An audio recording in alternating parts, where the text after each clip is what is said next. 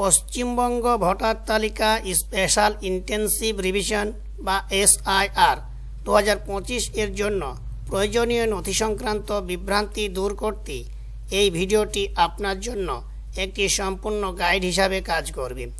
আগামী আগস্ট 2025 থেকে শুরু হতে চলা এই রিভিশন প্রক্রিয়ায় আপনার বয়স অনুযায়ী কোন কোন নথি জমা দিতে হবে তা এখানে স্পষ্টভাবে তুলে ধরা হলো। আপনার জন্মসালের উপর ভিত্তি করে তিনটি ভিন্ন ভিন্ন ক্ষেত্রে প্রয়োজনীয় নথির এই ভিডিওতে আলোচনা করা হলো। ভিডিওতে যাওয়ার আগে আপনারা যদি চ্যানেলে নতুন হয়ে থাকেন তাহলে চ্যানেলটিকে সাবস্ক্রাইব করে পাশে রাখা বেল আইকনটি প্রেস করে নোটিফিকেশন অল করে রাখবেন, যাতে আপনারা এরকম ভিডিওর নোটিফিকেশন সবার আগে পেতে পারেন। তো চলুন শুরু করি। কোন 11টি নথি প্রমাণ হিসাবে গণ্য হবে? নির্বাচন কমিশনের নির্দেশিকা অনুযায়ী নিম্নলিখিত 11টি নথির মধ্যে যে কোনো একটি পরিচয় ও বয়সের প্রমাণ হিসাবে জমা দেওয়া যেতে পারে। তা যে 11টি লিস্ট, সেই 11টি লিস্টের মধ্যে কি কি আছে আপনার সেগুলো একটু দেখে নেন। কেন্দ্রীয় বা রাজ্য সরকার বা কোনো রাষ্ট্রায়ত্ত সংস্থার দ্বারা কর্মচারীদের দেওয়া সচিত্র পরিচয়পত্র বা পেনশন পেমেন্ট অর্ডার। 2. ভারত সরকার, স্থানীয় কর্তৃপক্ষ, ব্যাংক, পোস্ট অফিস, LIC বা কোনো রাষ্ট্রায়ত্ত সংস্থা দ্বারা 1 জুলাই 1987 এর আগে জারি করা যে কোনো পরিচয়পত্র, সার্টিফিকেট বা নথি। 3 নম্বর, উপযুক্ত কর্তৃপক্ষ দ্বারা জারি করা জন্ম সার্টিফিকেট। 4 নম্বর, পাসপোর্ট। 5 নম্বর, স্বীকৃত বোর্ড বা বিশ্ববিদ্যালয় দ্বারা জারি করা মাধ্যমিক বা উচ্চশিক্ষার সার্টিফিকেট। উপযুক্ত রাজ্য কর্তৃপক্ষ দ্বারা জারি করা স্থায়ী ঠিকানার সার্টিফিকেট। অরণ্যের অধিকার আইন অনুযায়ী প্রদত্ত সার্টিফিকেট। উপযুক্ত কর্তৃপক্ষ দ্বারা জারি করা OBC, SC, ST বা অন্য কোনো জাতির সার্টিফিকেট। জাতীয় নাগরিক পঞ্জি যেখানে প্রযোজ্য হবে। রাজ্য বা স্থানীয় কর্তৃপক্ষ দ্বারা প্রস্তুত করা পারিবারিক রেজিস্টার। সরকার দ্বারা প্রদত্ত জমি বা বাড়ির অ্যালটমেন্ট সার্টিফিকেট। এই যে আপনারা 11টা লিস্ট দেখতে পেলেন, এই 11টা লিস্টের মধ্যে যে কোনো একটি সার্টিফিকেট কিন্তু আপনাকে দেখাতে হতে পারে। এই যে আপনাকে ডকুমেন্টসগুলো দেখালাম, এগুলো কিন্তু বর্তমানে বিহারে যে SIR হচ্ছে সেখানে কিন্তু এই লিস্টটা দেওয়া হয়েছিল। এই লিস্টের মধ্যে যে কোনো একটি ডকুমেন্টস আপনাকে দেখাতে হতে হয়েছিল। সেইভাবে ধরা হচ্ছে যে আমাদের পশ্চিমবঙ্গে 2026 সালে বিধানসভা ভোট, সেই ভোটের আগেই SIR হবে।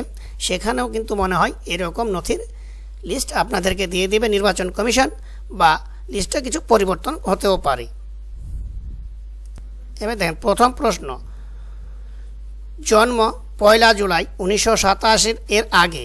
1 জুলাই 1987 এর আগে যাদের জন্ম হয়েছে তাদের কি কি ডকুমেন্টস দিতে হবে সেটা আপনারা দেখে নিন।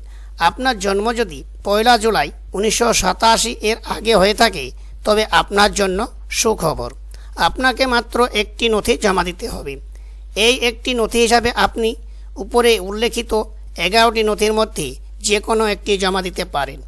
বিকল্পভাবে যদি আপনার নাম 2002 সালের পশ্চিমবঙ্গের ভোটার তালিকায় থেকে থাকে তবে সেই তালিকার পাতার একটি কপি জমা দিলেই চলবে। সেক্ষেত্রে অন্য কোনো নথির প্রয়োজন হবে না। এই বিষয়টি মাথায় রাখলে আপনার কাজটি অনেক সহজ হয়ে যাবে। 2 নম্বর প্রশ্ন, জন্ম 1 জুলাই 1987 থেকে 1 জানুয়ারি 2002 এর মধ্যে। আপনার জন্ম যদি 1 জুলাই 1987 সাল থেকে 1 জানুয়ারি 2002 এর মধ্যে হয়ে থাকে তবে আপনাকে মোট 2টি নথি জমা দিতে হবে। আপনার নিজের জন্য আপনাকে উপরে উল্লেখিত 11টি নথির মধ্যে যে কোনো একটি জমা দিতে হবে। যদি 2002 সাল নাগাদ আপনার বয়স 18 হয়ে গিয়ে থাকে এবং আপনার নাম সেই ভোটার তালিকায় থাকে তবে সেই তালিকার একটি কপিও জমা দিতে পারেন। তবে যদি 2002 সালে আপনার বয়স 18 না হয়ে থাকে তবে আপনাকে 11টি নথির মধ্যে একটি অবশ্যই জমা দিতে হবে।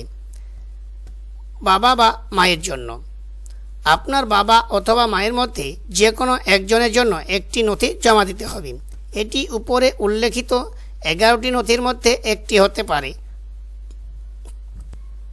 অথবা যদি তাদের নাম 2002 সালের ভোটার তালিকায় থাকে তবে সেই তালিকার একটি কপিও দেওয়া যেতে পারে। 3 নম্বর প্রশ্ন, জন্ম 1 জানুয়ারি 2002 এর পরে। আপনার জন্ম যদি 1 জানুয়ারি 2002 এর পরে হয়ে থাকে তবে আপনাকে মোট 3টি নথি জমা দিতে হবে। নিজের জন্য, যেহেতু আপনার নাম 2002 সালের ভোটার তালিকায় থাকার কোনো সম্ভাবনা নেই, তাই আপনাকে উপরে উল্লেখিত 11টি নথির মধ্যে যে কোনো একটি নথি জমা দিতে হবে। বাবার জন্য, আপনার বাবার জন্য উপরে উল্লেখিত 11টি নথির মধ্যে একটি অথবা 2002 সালের ভোটার তালিকার একটি কপি যদি নাম থাকে জমা দিতে হবে। মায়ের জন্য, আপনার মায়ের জন্য একই নিয়ম প্রযোজ্য। 11টি নথির মধ্যে একটি অথবা 2002 সালের ভোটার তালিকার একটি কপি যদি নাম থাকে জমা দিতে হবে। এই ভিডিওটি আপনাকে স্পেশাল ইন্টেন্সিভ রিভিশন SIR 2025-এর জন্য প্রয়োজনীয় নথি সম্পর্কে একটি স্পষ্ট ধারণা দেবে। সঠিক তথ্য যাচাই করে প্রস্তুতি নিলে ভোটার তালিকা সংক্রান্ত সমস্ত প্রক্রিয়া সম্পন্ন হবে।